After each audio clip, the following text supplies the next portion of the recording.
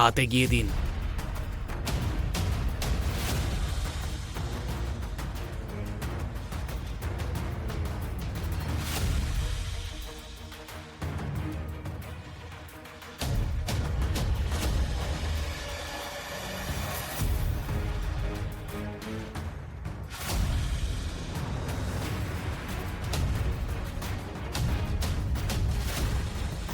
পুরো মুখ ঢেকে রাখা ভারী ঘোমটার কারণে আরমান বুঝতেই পারেনি যে কোণে বদলে গেছে। সে দ্রুত বিয়ের সব রীতি সম্পন্ন করল, আর বিয়ে শেষ হতেই সম্পূর্ণরূপে আবার নিজের ফোন আর কাজে ডুবে গেল।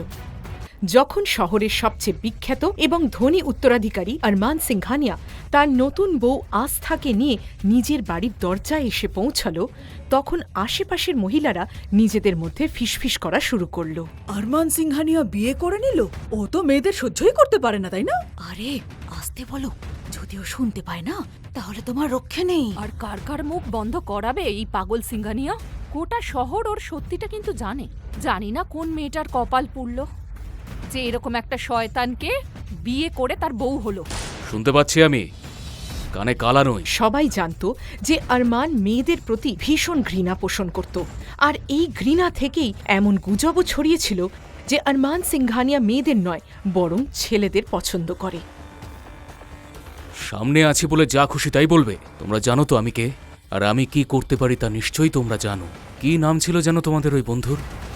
পুষ্পা। পুষ্পার নাম শুনতেই মহিলাদের আত্মা কেঁপে উঠল। তোমরা ভুলে গেছো হয়তো আমি কি করেছিলাম। দাঁড়িয়ে দেখছোটা কি? আমার সাথে বাড়িতে যাবে? চলো চলো। আরমানের রাগে ভরা গলা শুনে মহিলারা তাড়াতাড়ি নিজেদের বাড়ির ভেতরে ঢুকে পড়ল। এক মনস্টারকে বিয়ে?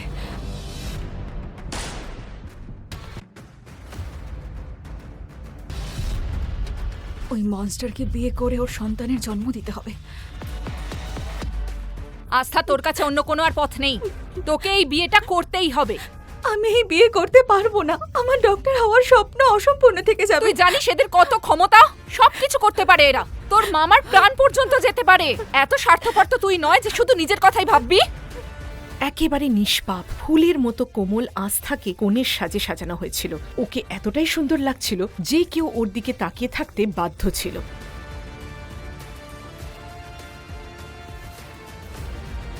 আর অন্যদিকে ছিল সেই হ্যান্ডসাম মনস্টার। ব্যাপারটা ঠিক কি হয়েছিল আসুন তাহলে শুনি এখন এখানে একদম ফ্রিতে।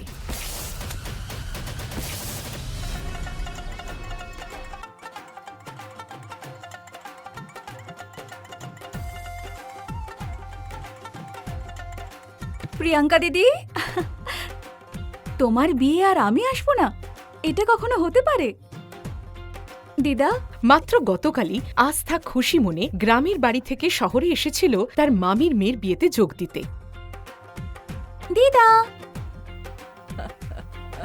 ছোটবেলায় অনাথ হয়ে যাওয়া আস্থাকে লালন পালন করে বড় করেছিল তার দিদা। তার একটাই স্বপ্ন ছিল পড়াশোনা করে ডাক্তার হওয়া।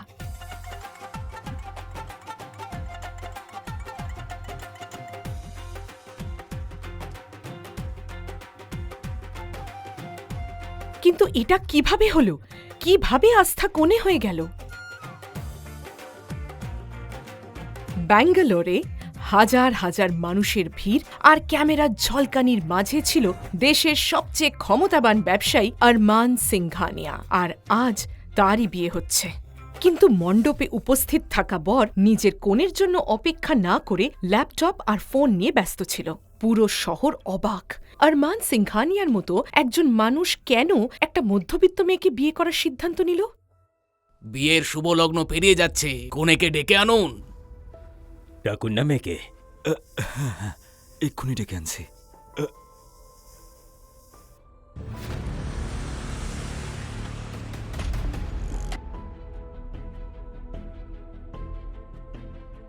আরমানের কোণে প্রিয়াঙ্কাকে পছন্দ করেছিলেন আরমানের দাদু আলোক সিংঘানিয়া। প্রিয়াঙ্কা ছিল তাদের অফিসের একজন ক্লার্ক মনোজ মালহোত্রার মেয়ে। অত্যন্ত সরল আর সাদাসিধে মেয়ে প্রিয়াঙ্কা বাবার চাপে এই বিয়েতে রাজি হয়েছিল। কিন্তু আজ এই বিয়ের দিনে মনোজ যখন নিজের মেয়ের ঘরে ঢুকল, ঘরের অবস্থা দেখে তার পায়ের তলার মাটি অবধি সরে গেল। মণ্ডপে যাওয়ার ঠিক আগেই প্রিয়াঙ্কা উধাও হয়ে গিয়েছিল। আরে তুমি কি করলে?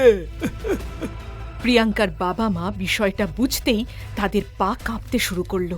ঠিক তখনই আলোক সিংঘানিয়া বুঝতে পারলেন কিছু একটা গন্ডগোল হয়েছে। সেটা বুঝেই তিনি রুমের দিকে এগিয়ে গেলেন। আরে মেয়ে তৈরি হয়েছে না হয়নি? হ্যাঁ, ও তো রেডি হচ্ছে, কিছুক্ষণের মধ্যে চলে আসবে। আপনি যান না। কিন্তু এই মিথ্যে বেশিক্ষণ টিকল স্যার। না। আরমানের দাদু ঘরের ভেতর থেকে কান্নার শব্দ শুনতে পেলেন। তিনি দরজা ঠেলে খুলে ভেতরে ঢুকলেন। একটা সাধারণ নিষ্পাপ কিন্তু অসাধারণ সুন্দর মেয়ে বসে কাঁদছিল, যার নাম ছিল আস্থা। এটা দেখে আলোক সিংঘানিয়া রাগে গর্জে উঠলেন। প্রিয়াঙ্কা কোথায়?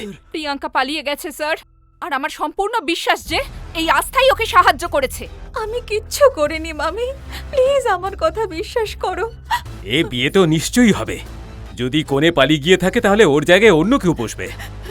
যদি এই বিয়েটা না হয় তাহলে জানো তো আরমানের রাগ থেকে কেউ বাঁচাতে পারবে না, আমিও না।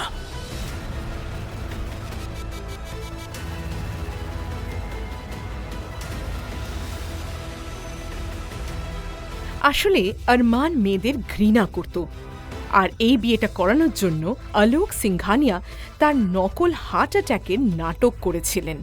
যদি কোণে পালিয়ে যাবার কথা প্রকাশ পেত তাহলে আরমানের রাগ সবাইকে ছাই করে দিত। তাই কোণের মা সীমা আস্থাকে সামনে ঠেলে দিয়ে বলল, এই সব কিছু এর জন্য হয়েছে, তাই এর মূল্য ওকেই চোকাতে হবে। শোন আস্থা, এখন আরমানের বউ তোকেই হতে হবে, শুনতে পেয়েছিস? আস্থা প্রচণ্ড ভয় পেয়ে গেছিল। ও কাঁদতে কাঁদতে বলল, আমি বিয়ে করতে চাই না মামি, প্লিজ আমাকে দিদার কাছে যেতে দাও প্লিজ। ওই প্রিয়াঙ্কা দিদি বলছিল যে ও এক বাজে কথা বলা বন্ধ কর তুই, আর যেমন বলছি তেমন কর। আস্থা কাঁদছিল, চিৎকার করছিল, কিন্তু কেউ ওর কথা শুনল না। এই মুহূর্তে বিষয়টা কোনো মেয়ের জীবনের কথা ছিল না, বিষয়টা ছিল সিংঘানিয়া পরিবারের সম্মানের। আস্থা, তোমাকে এই বিয়েটা করতেই হবে, না হলে আরমান সিংহানি আমাদের সবাইকে প্রাণে মেরে ফেলবে। আরে তুমি জানো না ও কতটা ভয়ঙ্কর। আস্থার কাছে আর কোনো পালানোর পথ ছিল না। ওকে সঙ্গে সঙ্গে কনের পোশাক পরিয়ে সাজিয়ে দেওয়া হলো, আর মুখ ঢাকার জন্য মাথার উপর ঘোমটা দেওয়া হলো।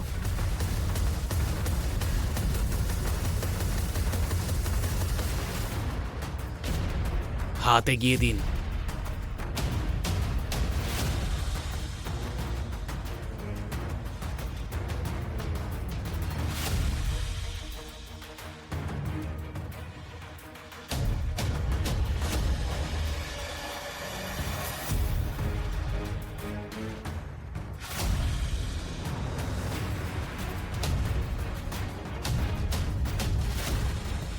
পুরো মুখ ঢেকে রাখা ভারী ঘোমটার কারণে আরমান বুঝতেই পারেনি যে কোণে বদলে গেছে। সে দ্রুত বিয়ের সব রীতি সম্পন্ন করল, আর বিয়ে শেষ হতেই সম্পূর্ণরূপে আবার নিজের ফোন আর কাজে ডুবে গেল। বড়বাবু, এখানে এই মেয়েটার সব ইনফরমেশন আছে। এদিকে আস্থা সম্পর্কে সবকিছু জানার জন্য আরমানের দাদু আলোক সিংঘানিয়া তার সম্পূর্ণ ব্যাকগ্রাউন্ড ফাইল আনিয়েছিলেন। কিন্তু আস্থার বাবা মায়ের তথ্যের দিকে চোখ পড়তেই, যারা নাকি এক ভয়াবহ দুর্ঘটনায় মারা গিয়েছিলেন, তিনি সম্পূর্ণ স্তব্ধ হয়ে গেলেন। তিনি নিজের মনে বিড়বিড় করে বললেন, প্রথমে আমি ভেবেছিলাম এই মেয়েটাকে 2-4 দিনের মধ্যেই ডিভোর্স করিয়ে মুক্তি দিয়ে দেব, কিন্তু আর নয়, ও সারা জীবন আরমান সিংহানিয়ার স্ত্রী হয়েই থাকবে। এরপর বিয়ের অনুষ্ঠান শেষ হলো, আর আস্থা এসে পৌঁছল সিংঘানিয়া ম্যানশনের সামনে। আরমান অপেক্ষা না করেই ভেতরে ঢুকতে গেল, কিন্তু হঠাৎই আরমান বাবা, বিয়ের পরে একা বাড়িতে ঢুকতে পারবে না, বৌমাকে নিয়ে এসো। যাও যাও, নিয়ে এসো বৌমাকে। ছোটবেলায় বাবা মাকে হারানোর পর দাদুই ছিলেন একমাত্র মানুষ যাকে আরমান নিজের জীবনের চেয়েও বেশি ভালোবাসত, আর ওনার কথা কোনোদিনও সে অমান্য করত না।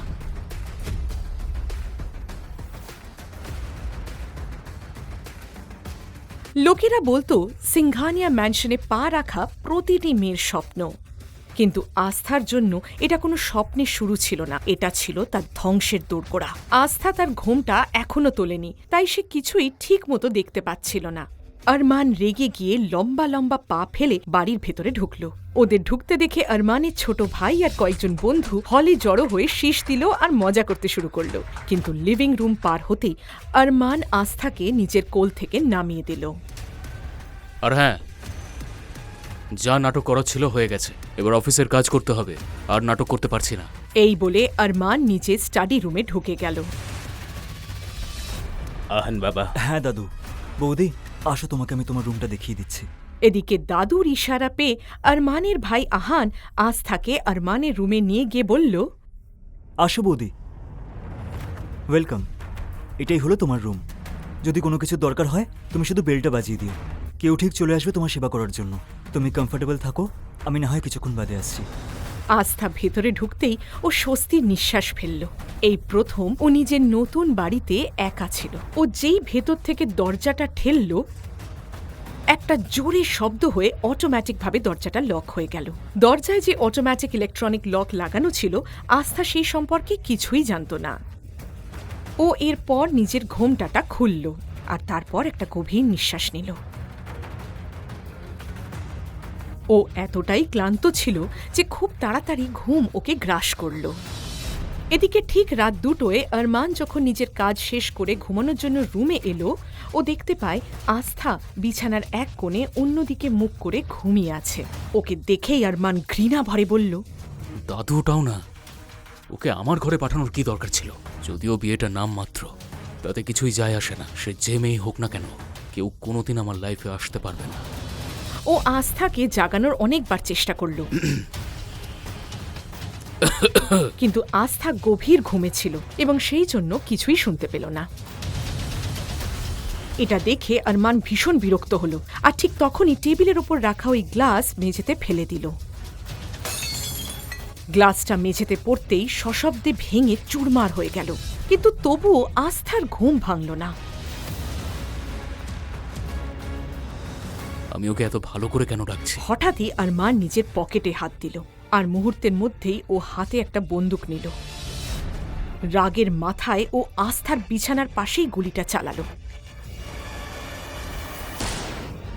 গুলির আওয়াজ পেয়ে আস্থা ভয়ে ঘুম থেকে উঠে পড়ল।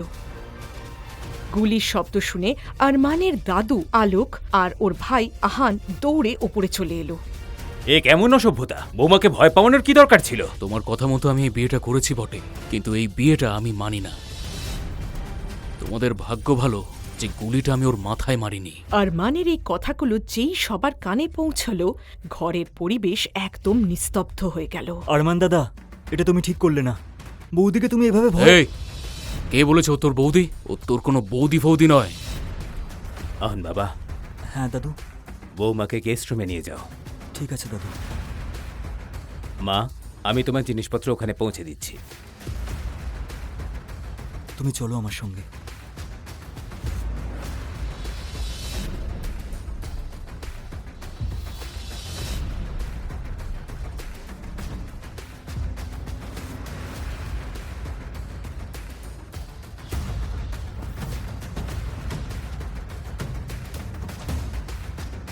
আমাকে ক্ষমা করে দিও মা। আমি জানি তোমার সঙ্গে আমি খুবই অন্যায় করেছি, কিন্তু তখন আর কোনো রাস্তাই ছিল না। দেখুন দাদু, আপনি ক্ষমা কেন চাইছেন? যা কিছু হয়েছে তাতে আপনার কোনো দোষ নেই। মা, তুমি আরমানকে যদি পুরোপুরি বদলে দিতে পারো, তাহলে তাহলে আমি তোমার ডাক্তার হওয়ার স্বপ্ন বাস্তবায়িত করব। এটা আমি কথা দিচ্ছি। এই কথাটা শুনতেই আস্থার চোখে যেন আশার আরেকবার ঝলক দেখা দিল। আমি জানি মা, এই কাজ একমাত্র তুমিই করতে পারো। চলো, এখন অনেক রাত হয়ে গেছে, আমি তোমার স্যুটকেস পাঠিয়ে দিচ্ছি। তুমি কাপড় বদলে এখানেই শুয়ে পড়ো। এমনিতেও কালকে সকালে আরমানকে প্যারিস যেতে হবে বিজনেস ডিলের জন্য।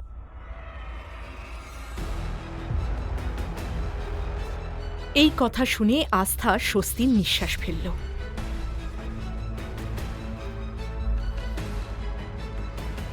পরের দিন সকালে যখন ও ঘুম থেকে উঠল, বহুদিন পর শহরের সকালটা ওর কাছে খুব ভালো লাগছিল। কি যেন ভাবতে ভাবতে ও হেঁটে বাগানের দিকে চলে গেল। বাগানে পৌঁছতেই আস্থা একজনকে দেখতে পায় যে ফর্মাল প্যান্ট আর শার্ট পরেছিল। সে বড় একটা কাঁচি দিয়ে গাছের ডাল কাটছিল। আর তারপর কি হলো? ও মাই গড, এই মালির মাথা খারাপ হয়ে গেছে। আরমানের এত দামি গাছ নষ্ট করছে। যদিও জানতে পারে না তাহলে ও রক্ষে নেই। এটা কি করছো তুমি?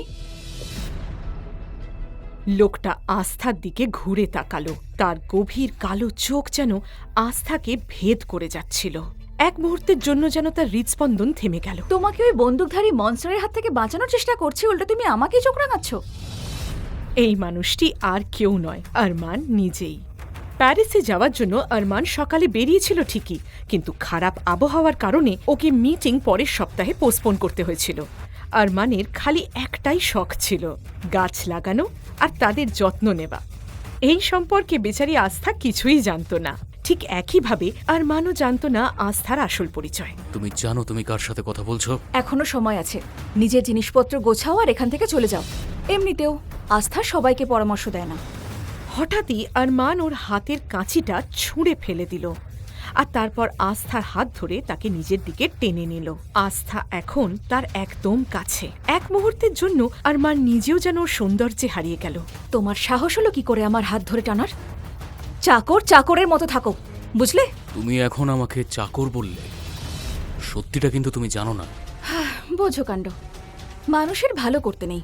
তোমায় ওই বন্দুকধারী মনস্টারের হাত থেকে বাঁচানোর চেষ্টা করছি, উল্টো তুমি আমায় শাসাচ্ছ। শাসানো? সেটা আবার কি হয়? হে ভগবান, মনে হচ্ছে ওই মনস্টার নিজের মতো লোকজনই এখানে পুষে রেখেছে। শাসানো মানে হলো হুমকি।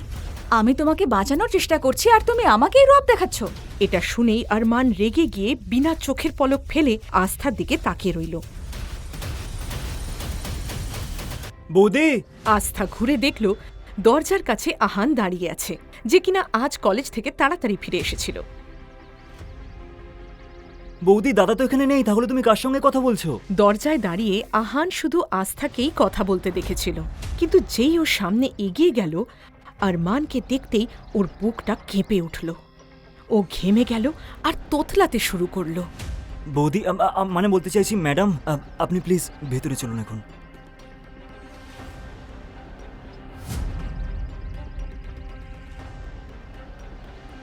দাদা, এইভাবে আমাকে ঠকানো হলো? আহান আমাকে এইভাবে মিথ্যে বলার কারণ কি ছিল? আরমানের দাদুর কথাটা মনে পড়ল, কিন্তু তাকে এখনো বলা হয়নি যে তার বিয়ে প্রিয়াঙ্কার সাথে নয়, বরং আস্থার সাথে হয়ে গেছে। কিন্তু আহান ভুল করে সত্যিটা ফাঁস করে ফেলেছিল। দাদা, আমি তোমাকে সব বলছি, শুধু আমাকে একটা সুযোগ দাও। আসলে তোমার বিয়েটা অন্য কারোর সাথে হওয়ার ছিল।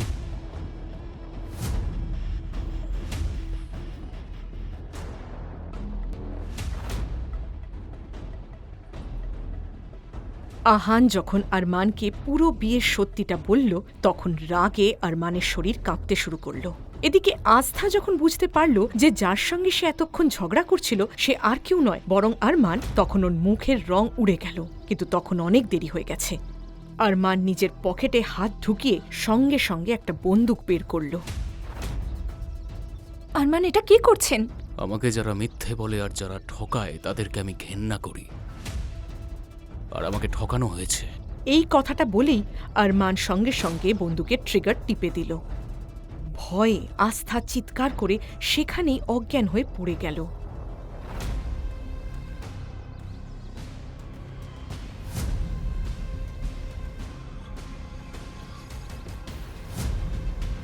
আহান আস্থাকে সঙ্গে সঙ্গে সোফায় শুইয়ে দিয়ে নিজের বন্ধু ধ্রুবকে বাড়িতে আসতে ফোন করল। ধ্রুব শহরের একজন বিখ্যাত সার্জন এবং ডক্টর ছিল। আস্থাকে এই অবস্থায় দেখে দাদু আরমানকে বুঝিয়ে বললেন, আরমান বাবা,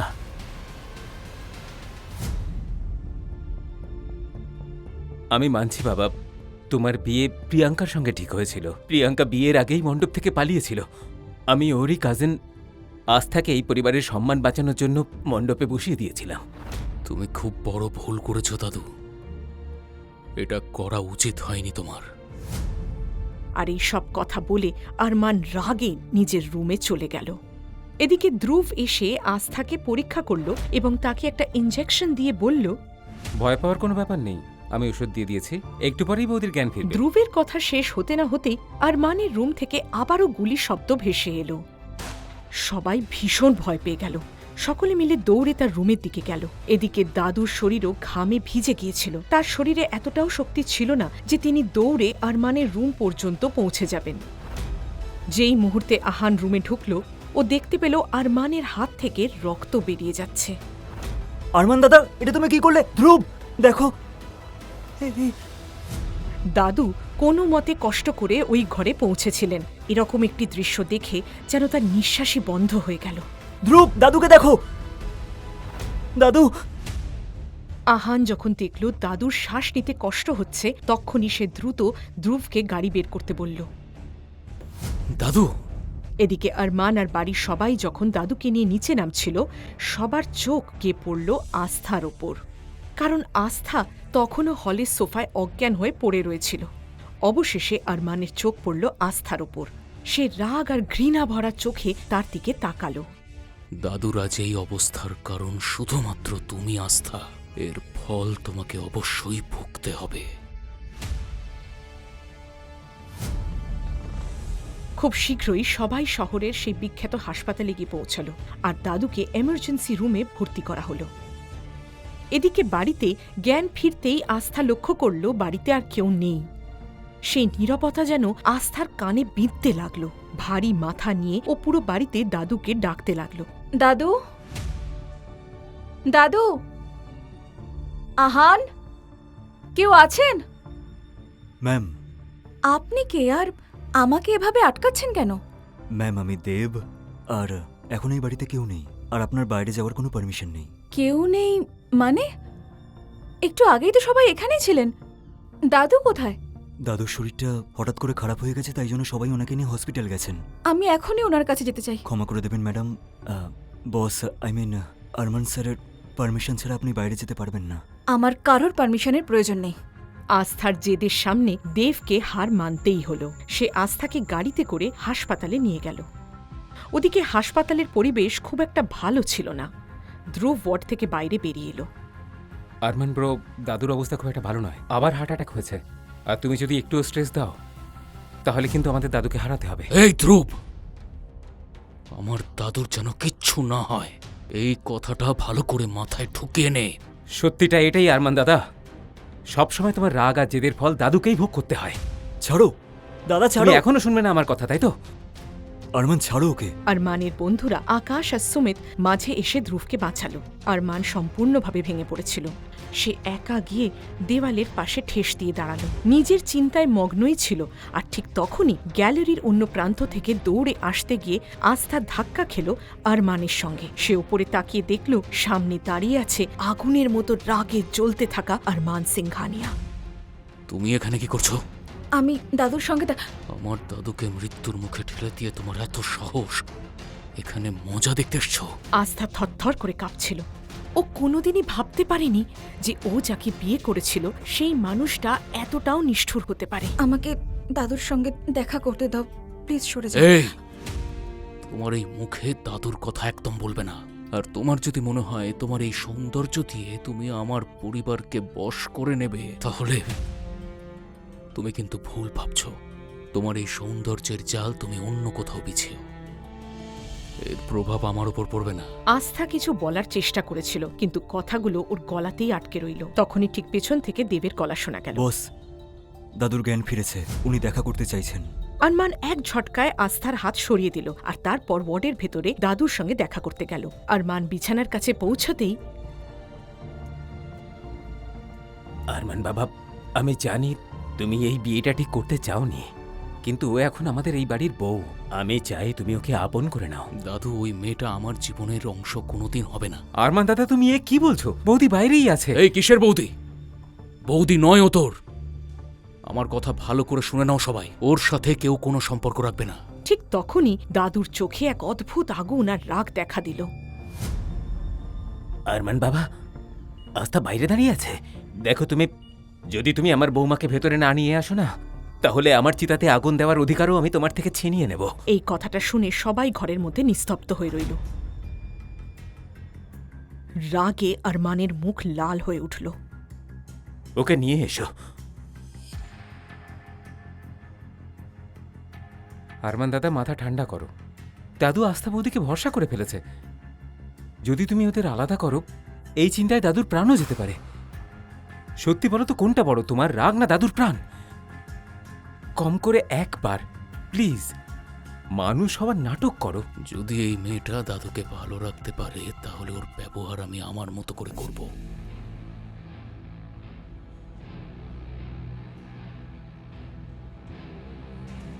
আমাকে মানতেই হবে, তুমি এসেই সবার আগে আমার পরিবারের দুর্বল লোককে কাবু করেছ।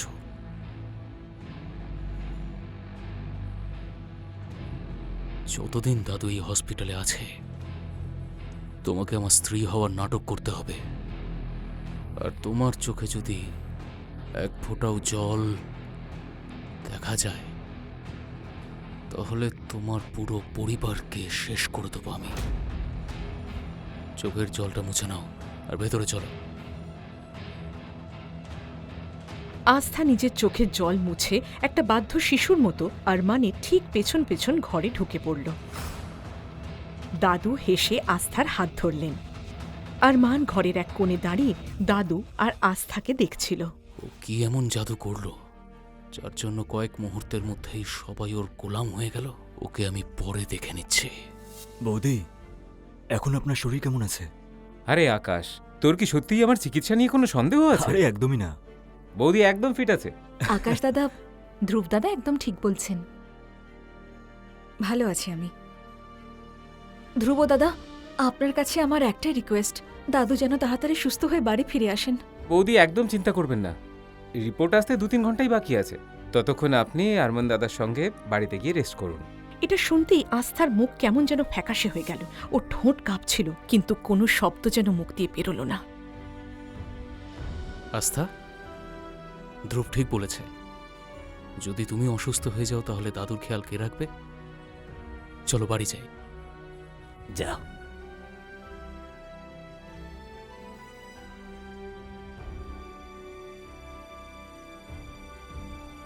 সুমিত, আমি যেটা শুনতে পেলাম তুইও কি তাই শুনলি?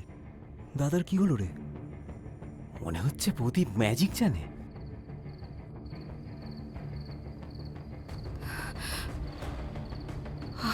হে ভগবান, প্লিজ আজই মনস্টারের হাত থেকে বাঁচাও। তোমাকে 101টা নারকল দিয়ে পুজো দেব। প্লিজ আজকে বাঁচিয়ে দাও।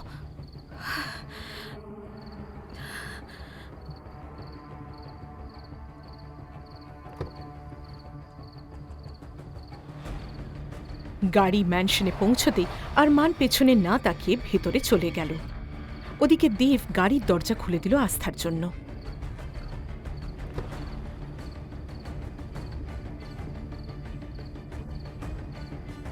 দেবদাদা, আপনি কি বলতে পারবেন বাকিরা কখন আসবেন? চিন্তা করবেন না, ওরা 3 ঘন্টার মধ্যে চলে আসবে। আপনার যদি কিছু দরকার হয় আমি এখানেই আছি, বলে দেবেন।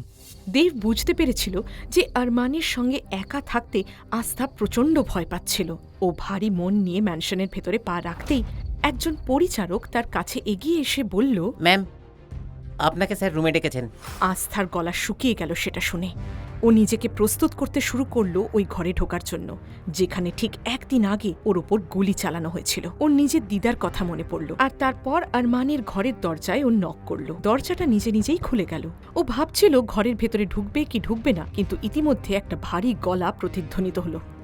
সারা রাত কি তুমি ওখানে দাঁড়িয়ে থাকবে নাকি আমাকে আনতে হবে? ভেতরে এসো। আস্থা ভেতরে ঢুকল। ঘরটা মৃদু আলোয় ভরা ছিল। সোফায় বসে থাকা আরমানের চোখ যেন শিকারীর মতো চকচক করছিল। আজ থেকে এই বাড়িতে তোমার কাজ হলো দাদুর খেয়াল রাখা।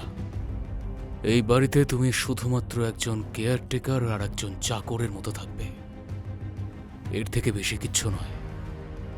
আর মনে রেখো, এই কথাটা আমার দাদু বা আমার বন্ধুরা কেউ যেন জানতে না পারে। আর যদি জানতে পারে তাহলে ওই গ্রামে তোমার যে দিদা থাকে তার যে কি অবস্থা হবে তুমি জানো। আস্থার কাছে আরমান যেন একজন জল্লাদের মতো মনে হয়েছিল। ও মাথা নিচু করে দাঁড়িয়েছিল আর নীরবে নিজের চোখের জল ফেলছিল। আরমান সেই চোখের জল দেখল, কিন্তু তার মন একটুও করল না। তোমার চোখ থেকে যে জল বেরোচ্ছে সেটা আমার সামনে যত বেরোনোর বেরিয়ে যাক, কিন্তু এই জল আমার দাদু বা আমার বন্ধুদের সামনে যেন কখনোই না বেরোয়। কথাটা মাথায় ঢুকিয়ে নাও, কারণ তুমি জানো যদি এরকম হয় তার ফল ভালো হবে না। গোটা গ্রামের মানুষেরা আমায় এত ভালোবাসে, কিন্তু এই অচেনা মানুষটা আমায় এত ঘৃণা করে কেন? তোমার যা জিনিস আছে তাই ঘরে নিয়ে এসো। এই ঘরে? কথাটার ভুল মনে করো না, এই সমাজের চোখে আমরা স্বামী স্ত্রী, তাই আমাদের এক ঘরে থাকতেই হবে। তুমি এখানে নিচে শোবে আর আমি খাটে, ব্যাস।